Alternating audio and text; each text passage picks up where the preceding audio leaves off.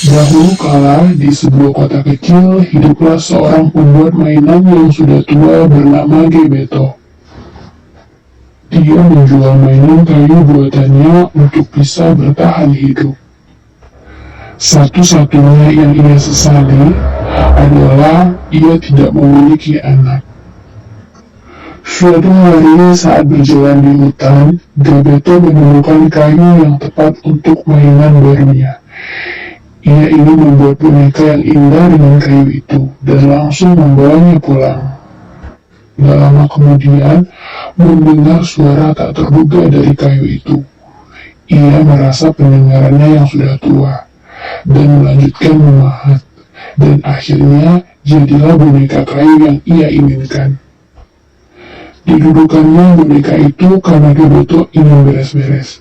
Betapa terkejutnya ia mendapati boneka kayu itu bisa bergerak layaknya manusia. Gebeto sangat senang dan memberi nama boneka itu Pinocchio. Gebeto dan Pinocchio memulai masa bahagia mereka bersama-sama.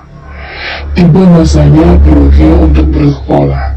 Ia berpamitan pergi bersekolah dengan senang hati. Namun, ketika sampai di kota, ia tidak jadi bersekolah karena melihat kerumunan orang dan akhirnya ia melihat sirkus dengan uang yang diberikan Gebeto. Pinocchio melihat pertunjukan boneka yang mirip dirinya sedang menari, dan ia pun ikut menari. Pemilik sirkus senang melihat boneka yang hidup. Setelah pertunjukan selesai, ia menangkap Pinocchio dan mengurungnya di sangkar. Pinocchio sangat sedih karena tidak mematuhi perintah ayahnya untuk langsung pergi ke sekolah. Melihat betapa menyesalnya Pinocchio, seorang peri muncul di hadapannya. Ia melihat penyesalan Pinocchio dan ingin menolongnya, dengan syarat agar Pinocchio tidak mengulangi kesalahannya lagi. Ibu peri memberikan uang kepada Pinocchio dan menyuruh Pinocchio langsung pergi ke sekolah. Dengan hati gembira, Pinocchio pergi ke sekolah sekali lagi. Melihat Pinocchio yang bahagia, seekor rubah licik datang menghadang Pinocchio, dan mereka membuat rencana untuk mengambil uang Pinocchio. Rubah membohongi Pinocchio dengan mengatakan uangnya tidak cukup untuk ke sekolah. Ia ingin membantu Pinocchio dengan menanam uangnya di lapangan ajaib, agar uangnya menjadi banyak. Dengan kepolosannya, Pinocchio langsung memberikan uang tersebut. Tiba-tiba peri datang. Ia bertanya apakah Pinocchio sudah membeli peralatan ke sekolah. Ibu peri meminta Pinocchio agar tidak berbohong, karena jika berbohong, ibu peri akan menghukumnya. Pinocchio berkata sudah membeli peralatan sekolah, namun ketinggalan, padahal peri tahu yang sebenarnya terjadi. Ketika Pinocchio berbicara, hidungnya mulai memanjang. Ketika Pinocchio mengatakan kebohongan lainnya, hidung Pinocchio pun terus memanjang. Akhirnya Pinocchio menyadari kesalahannya. Melihat Pinocchio sudah berkata benar, ibu peri mengembalikan hidungnya menjadi normal. Dengan mantranya, peri mengembalikan uang Pinocchio dan meminta Pinocchio agar tidak mengulangi kesalahannya lagi. Dengan perasaan bahagia, ia tidak sabar ingin bersekolah. Namun ketika perjalanan, ia bertemu dengan pemilik sirkus yang pernah menangkapnya dahulu. Karena merasa dendam dengan Pinocchio, pemilik sirkus menghukum Pinocchio. Ia menangkap Pinocchio dan melemparnya ke laut. Saat ia terjatuh ke laut, ia tidak tenggelam. Dia mengambang di atas air karena dia terbuat dari kayu. Pinocchio berenang ke tepian, namun sayangnya ia termakan oleh ikan raksasa dan berada di dalam perut ikan.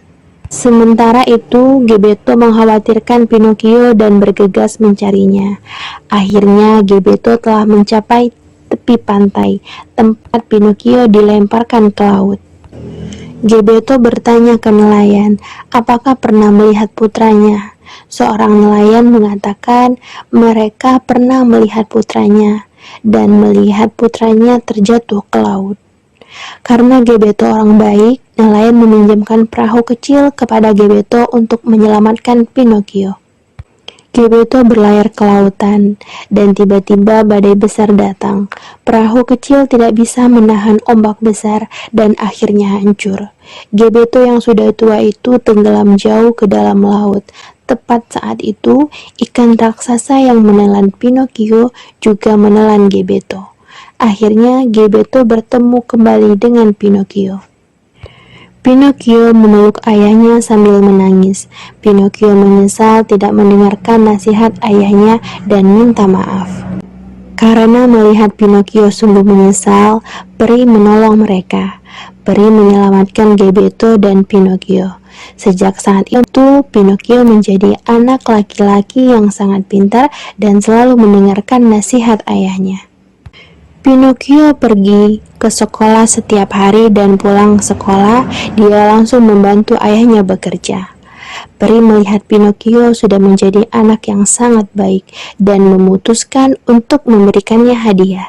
Suatu malam saat Pinocchio tidur, peri mendatangi Pinocchio dan mengucapkan mantra. Keesokan paginya, Pinocchio bangun untuk bersiap sekolah. Saat ia bangun, ia menyadari bahwa tubuhnya sudah menjadi manusia seutuhnya. Ia langsung menghampiri ayahnya. Melihat Pinocchio telah menjadi anak sungguhan, Gebeto sangat bahagia. Akhirnya ia memiliki anak yang sesungguhnya. Pinocchio tidak pernah berbohong lagi dan hidungnya pun tidak memanjang lagi. IndiHome by Telkomsel, solusi layanan untuk nonton lancar dan internetan lancar.